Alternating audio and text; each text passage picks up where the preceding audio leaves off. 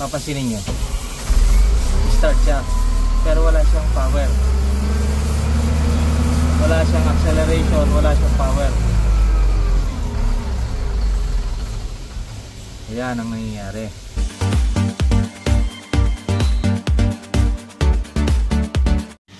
Hello YouTuber, hello everyone, welcome to my channel Caterpillar John Hank. Okay, sharing is caring.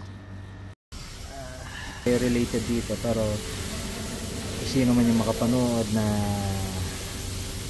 technician dyan o electrician o ano pa man o mekaniko sa ganitong type ng engine. Ito ngayon na-encounter namin itong ganitong problema. Even before na na-encounter ko na to, kaya lang ngayon gusto ko lang i-share na kung mapapansin nyo dito kasi sa system ng makina na to, andito tayo sa engine side. Okay, meron siyang atmospheric, ayan, atmospheric sensor yan, yan, at saka yung isa booster type sensor, ayan. So may pangyayari na itong sensor na to, itong booster ay hindi nagpa-function o sira, parang shorted sa loob, gano'n. Ang makina mo ay andar siya pero wala siyang lakas.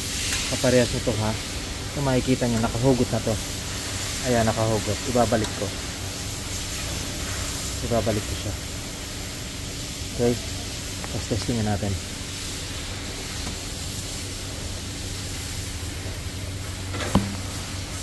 Ayan, nakabalik na. Papansinin nyo, start siya pero wala siyang power, wala siyang acceleration, wala siyang power. Ayan ang nangyayari doon sa sensor na yun kapag yun ay may problema o sira. So ito na siya, tatanggalin natin. Ayan, nakapix na ng maayos yan. Huhugutin natin to. Ito yung booster pressure sensor. Ito yung nakalagay sa pwesto ng intake ng makina. Hindi ko siya huhugutin ng sagad.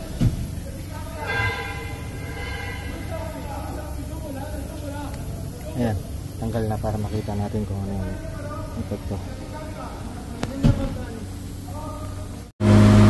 Ayan, papansinin nyo, ayan o,